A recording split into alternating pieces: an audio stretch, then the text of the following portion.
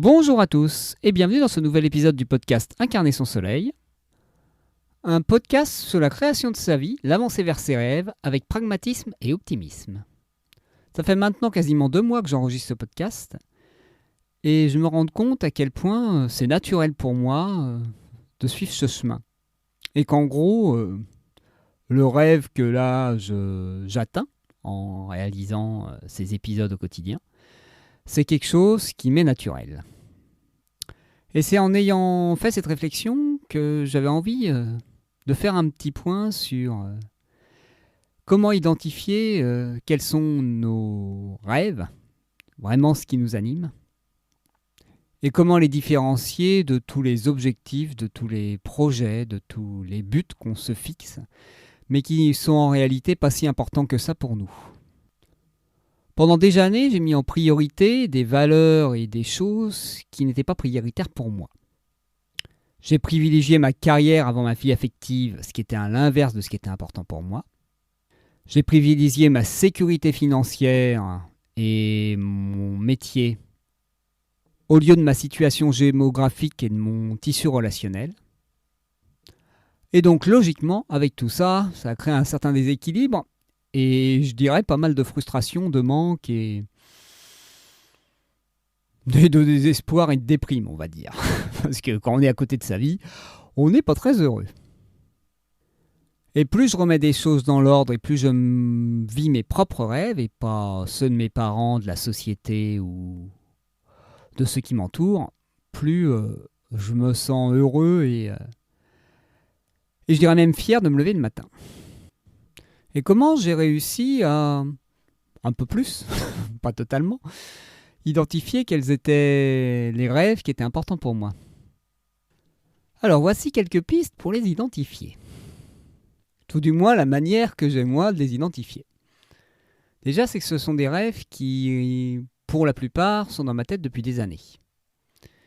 Ça fait des années que j'ai envie de les réaliser, des années que ces sujets m'attirent et des années que j'ai envie d'explorer ces voies, que ce soit l'apprentissage d'un art, que ce soit la pratique de quelque chose, que ce soit certains types de relations, voilà, que ce soit certaines manières de vivre, des pays à découvrir, des choses que j'ai envie de faire depuis des années mais que je ne m'autorise pas. Un exemple concret, c'est que j'ai toujours été inspiré par les sports de combat ayant une certaine philosophie, les arts martiaux du style capoeira et aikido. J'ai essayé plusieurs fois, mais j'arrive pas réellement à y tenir. Mais j'y retourne. Et je sais que c'est important pour moi un jour d'arriver à avoir la discipline et la motivation nécessaires pour arriver à approfondir ce sujet. Et donc je sens que c'est un rêve qui me nourrit. Et donc un des autres critères qui permet d'identifier quand un rêve est bien en phase avec moi, c'est quand je persévère, quand j'ai envie de continuer, quelle que soit la difficulté. En gros, presque l'obstination.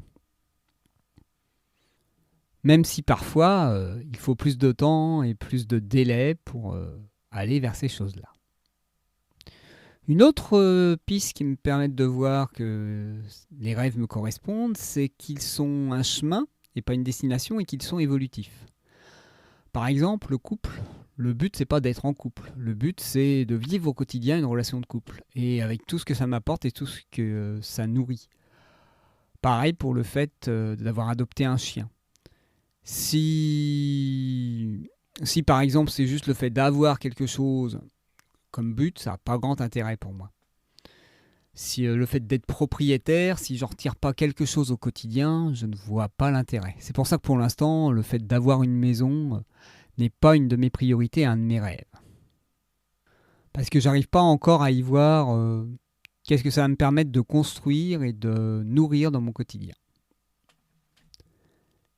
C'est d'ailleurs un des autres aspects, c'est est-ce que ce rêve nourrit un besoin profond, et un besoin profond du moment. Là, par exemple, le besoin de sécurité matérielle est un peu plus fort qu'avant, donc je commence à avoir des rêves un peu plus concrets sur ce côté-là, ce qui n'était pas le cas il y a quelques années. Mais sous une forme qui me correspond. Par exemple, pour certains, être propriétaire est un moyen d'obtenir de la sécurité. Mais pour moi, c'est avoir plus de responsabilités, plus de temps à consacrer à gérer le matériel et à gérer le quotidien. Et ça, pour l'instant, c'est pas dans mes priorités, ni dans mes envies. Et surtout, ça empiète mon besoin de liberté et de possibilité de changer de lieu de vie quand ça me tique. Et pour l'instant, je suis pas prêt à m'implanter géographiquement quelque part avec un achat. Donc je vois aussi tous les besoins qui s'opposent à ce rêve. Donc si j'ai trop de besoins ou de valeurs opposées à un rêve, c'est que c'est peut-être pas ou le rêve du moment ou réellement mon rêve. Une autre chose qui me permet d'identifier mes rêves, c'est quand ils sont en phase avec mes valeurs. Parce que s'ils sont totalement déphasés avec ce qui est important pour moi, ça serait étonnant qu'ils me correspondent. Au moment de ma vie où j'avais besoin de sécurité, où j'avais besoin de stabilité, c'était important pour moi d'être fonctionnaire, ça avait du sens, j'avais besoin de me sentir utile. Mais dès que je n'ai plus vu les choses comme ça, et dès que, je dirais, le fait d'être en relation avec les autres et d'être libre d'être moi-même était plus important, ce rêve a disparu. Et je me rends compte que c'était peut-être pas mon rêve, mais c'était peut-être un rêve que je m'étais créé pour répondre à des demandes extérieures. Un autre indice sur les rêves qui me correspondent et qui me font du bien, c'est ceux qui me permettent de me transformer, de devenir une nouvelle personne et même potentiellement de m'ouvrir d'autres portes. Des rêves qui me permettent d'emprunter des chemins que j'aurais pas imaginés et d'une certaine manière de devenir quelqu'un d'autre. Et une personne que j'ai envie de devenir, qui me semble plus proche de la personne que j'ai envie d'être.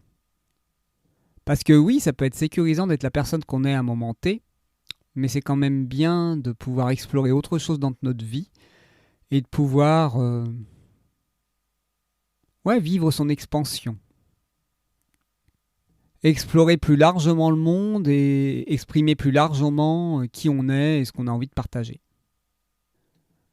Et un autre indicateur qui me permet de savoir si un rêve est adapté pour moi à un moment T, c'est de voir s'il est à la taille adaptée pour moi.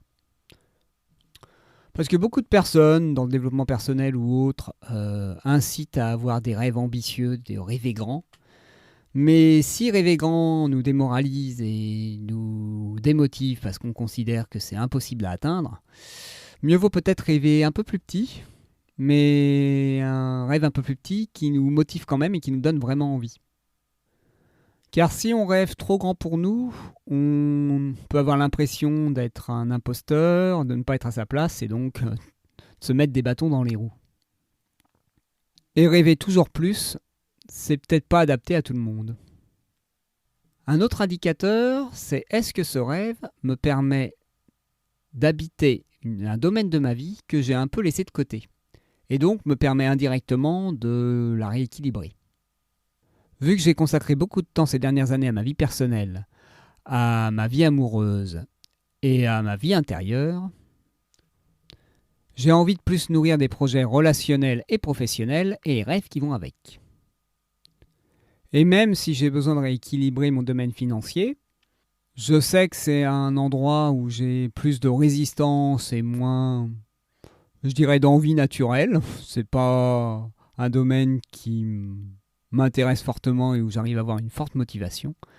Je sais qu'en étant plus centré sur ce que je peux apporter aux autres et sur ma vocation et sur mon envie de partager, j'arriverai logiquement à développer aussi ce domaine, le domaine financier. Et ainsi à vivre pleinement de ma vocation et de mon envie d'accompagner l'autre à se développer en toute autonomie.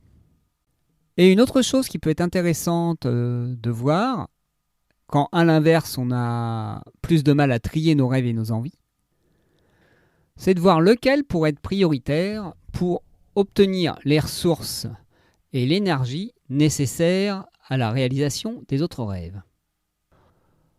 Pour ma part, le fait d'avoir privilégié mon équilibre affectif et émotionnel, je vois à quel point ça a été un bon choix.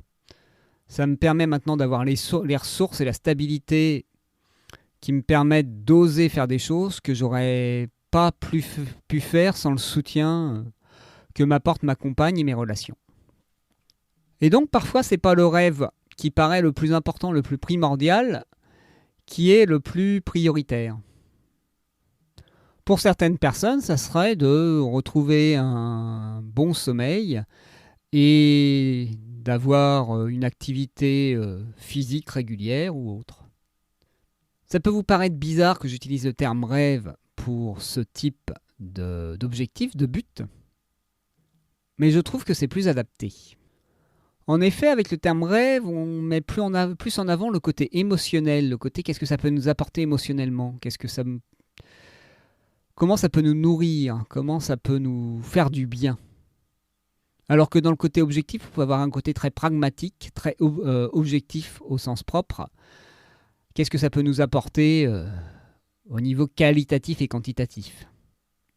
Et donc ça peut ne pas nous faire rêver de perdre du poids.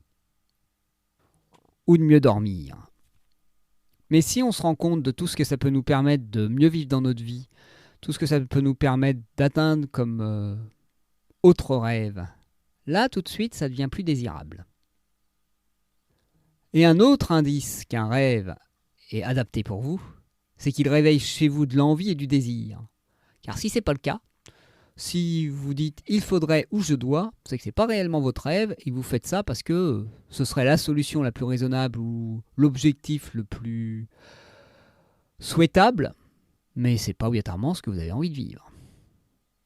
Vous pourrez peut-être pendant un moment vous faire croire que c'est réellement ce dont vous avez envie, mais avec le temps, vous ne pourrez plus vous mentir et vous serez obligé d'ouvrir les yeux et de vous rendre compte que ce que vous aviez considéré comme un désir fort de votre part n'était peut-être qu'une illusion.